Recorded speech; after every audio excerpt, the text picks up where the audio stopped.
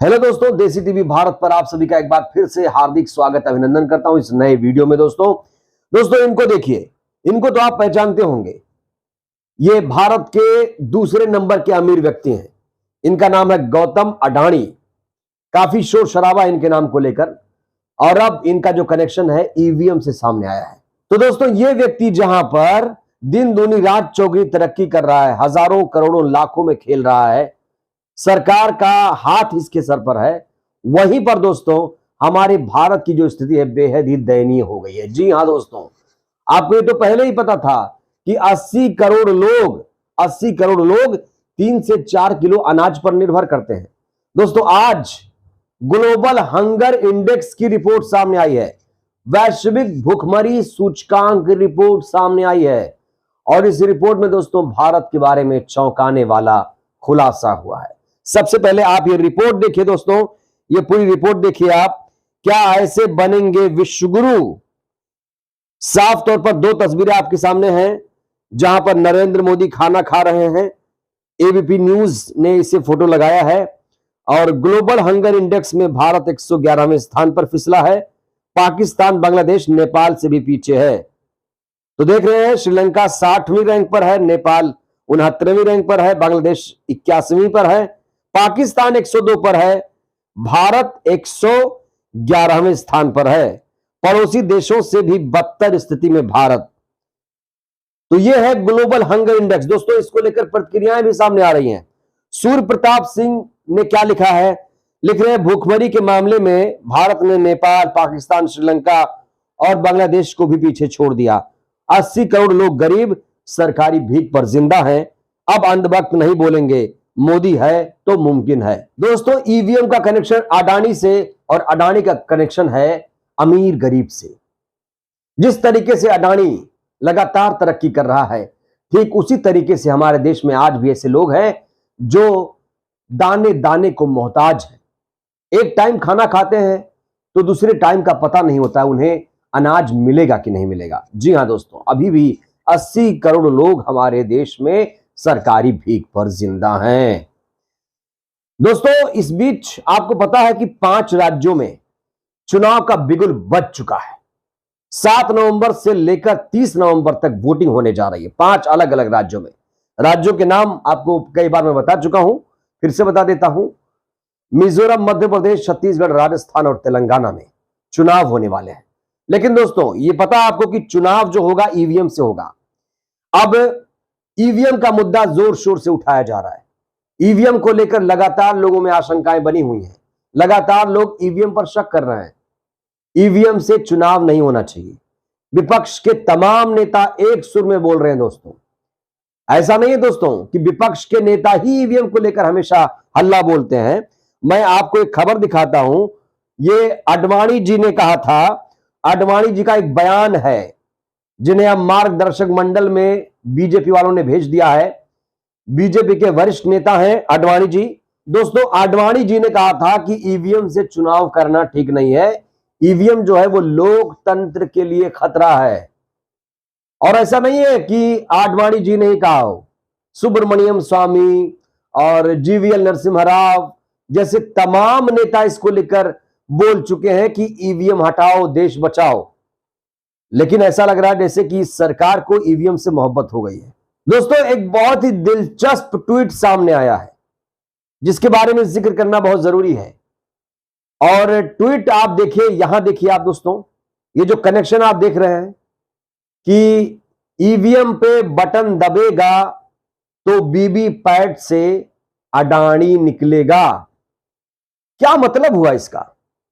इसके क्या मायने निकाले जाएं? दोस्तों इसका सीधा सा सरल सा मतलब क्या है? जब आप ईवीएम से वोट डालें, जब ईवीएम से वोटिंग होगी, जब आप ईवीएम का बटन दबाएंगे तो भाजपा ही जीतेगी। भाजपा जीतेगी तो ये भाई साहब तरक्की करेंगे, करोड़ों लाखों करोड़ों में खेलेंगे। ये इसका सीधा सा मतलब है। अब ये कांग्रेस का ट्वीट है। छत्तीसगढ़ के जो मुख्यमंत्री हैं भूपेश बघेल, उन्होंने ये ट्वीट किया है दोस्तों। ये ट्वीट आम लोगों के समझ से परे है वैसे, इनको कायदे से और सरल भाषा में ट्वीट करना चाहिए था। ये ऐसा भी ट्वीट कर सकते थे कि ईवीएम पे कोई बटन दबेगा तो बीजेपी जीतेगी। अडानी का क्या चक्कर है उस पर मैं बाद में आऊंगा दोस्तों। लेकिन दोस्तों पहले आप ईवीएम वीवीपैट के रिश्तों को समझिए। देखिए, वीवीपैट पहले नहीं हुआ करता था ईवीएम के साथ, लेकिन अब सुप्रीम कोर्ट ने वीवीपैट भी लगा दिया है। अब आप सवाल करेंगे वीवीपैट की क्या जरूरत थी? भाई जरूरत थी वीवीपैट की। सुप्रीम कोर्ट के आदेश पर ईवीएम से वीवीपैट इसलिए अटैच किया गया जिससे आप जब ईवीएम पर बटन दबाएं तो वहां पर जो डिस्प्ले होता है, वीवीपैट में एक डिस्प्ले होता है, तो वहां पर आपको पता चलता है कि किस पार्टी को, किस उम्मीदवार को आपने वोट डाला। लेकिन दोस्तों इसमें अभी थोड़ी त्रुटि यह है, वीवीपैट में ये चीजें सिर्फ 7 सेकंड के लिए दिखती हैं। अब हमारे देश में 80 करोड़ लोग भूखमरी के शिकार हैं, तो वो इस तरह से कहां चेक कर पाते होंगे वीवीपैट में? ये बड़ा सवाल है दोस्तों। हालांकि वीवीपैट से एक पर्ची भी निकलकर एक बॉक्स में गिरती है, लेकिन उस पर्ची को आप नहीं देख पाते हैं। आप सिर्फ वो डिस्प्ले देख पाते हैं। जो डिस्प्ले होता है वो डिस्प्ले आप देख लेते हैं कि हां भाई हमने वोट डाला, यहां गया। लेकिन दोस्तों कहा जा रहा है, दावा किया जा रहा है कि सिर्फ 5% लोग ही डिस्प्ले देख पाते हैं। जो डिस्प्ले होता है नाम और पार्टी का, सिर्फ 5% मतदाता ही उस पर ध्यान देते हैं। बहुत ही जागरूक लोग उस पर ध्यान दे पाते हैं। आम लोग उस पर ध्यान नहीं देते, ना ही उनका ध्यान उस पर जाता है। हमारे देश का मतदाता तो बड़े मुश्किल से ही पोलिंग स्टेशन पर पहुंचता है वोट डालने के लिए। अब उसे इतनी फुर्सत कहां कि वो वीवीपैट में अपने पार्टी और उम्मीदवार का नाम चेक करे। तो खैर दोस्तों, ये व्यवस्था सुप्रीम कोर्ट ने की थी। लेकिन एक और मुद्दा आ गया है वीवीपैट को लेकर, वो मैं आपको आगे बताऊंगा। लेकिन ये जो ट्वीट है दोस्तों, इसका सीधा सा अर्थ यही है कि जब बटन दबेगा तो जो पर्ची निकलेगी वो बीजेपी की निकलेगी, बीजेपी को वोट जाएगा। तो कांग्रेस पार्टी का यह दावा है कि ईवीएम से आप कहीं भी बटन दबा लीजिए, वोट बीजेपी को जाएगा और बीजेपी को वोट जाएगा। तो अडानी की तरक्की पक्की है। तो दोस्तों 2024 में जहां ईवीएम से चुनाव होगा कि नहीं होगा, इसको लेकर अभी संशय है, मामला सुप्रीम कोर्ट में है। वहीं पर दोस्तों अब अडानी का मुद्दा भी छा गया। वहीं दोस्तों अब ईवीएम से अडानी का कनेक्शन भी सामने आया है। दोस्तों छत्तीसगढ़ के सीएम भूपेश बघेल ने इसको ट्वीट किया है। तो अडानी से और छत्तीसगढ़ से रिलेशन भी है, ऐसा नहीं है। कहा जा रहा है कि अडानी के कई खदानें छत्तीसगढ़ में हैं और ये जो कोयला लाते हैं बाहर से लाते हैं, बाहर देशों से लाते हैं।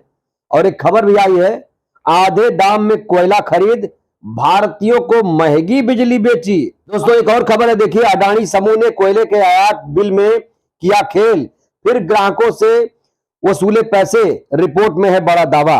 तो ये आप देख रहे हैं दोस्तों, इस रिपोर्ट में साफ तौर से यह दावा किया गया है कि आयातित कोयले की कीमत अडानी ग्रुप ने बढ़ाकर बताई, फिर भारतीयों से ज्यादा पैसे वसूले हैं। दोस्तों जब भी इस तरह की कनेक्शन की बात सामने आ रही है, जब भी आती है, अडानी इससे पल्ला झाड़ लेते हैं। उन्हें लगता है सब फर्जी हैं, बाकी यही दूध के धुले हैं। तमाम रिपोर्ट्स आई हैं सामने दोस्तों, तमाम मैं आपको कटिंग्स भी दिखा रहा हूं, तमाम लोगों ने इसको लेकर लेख लिखा है। क्या लोग ऐसे ही छाप देते हैं खबरें बिना सर पैर की? दोस्तों बिना आग के धुआं नहीं उठता है, यह नहीं भूलना चाहिए। और ये जो सबसे बड़ा खुलासा हुआ है, आप देख रहे हैं, ईवीएम और अडानी का जो कनेक्शन है दोस्तों, ये दोस्तों बहुत बड़ी बात है अपने आप में। अगर इस तरह से कनेक्शन है तो आप समझिए क्या होने वाला है। अब 5 राज्यों में तो ईवीएम से चुनाव होगा, लेकिन क्या 2024 में भी ईवीएम से चुनाव होगा? और क्या कांग्रेस पार्टी सिर्फ ट्वीट ही करती रहेगी या इस मामले को सुप्रीम कोर्ट में भी लेकर जाएगी? क्या भूपेश बघेल इस मामले को सुप्रीम कोर्ट तक ले जाएंगे या सिर्फ यह मामला सोशल मीडिया में ही निपट कर रह जाएगा? क्योंकि मामला दोस्तों बहुत ज्यादा गंभीर है और सिर्फ सोशल मीडिया तक इसे सीमित नहीं रहना चाहिए।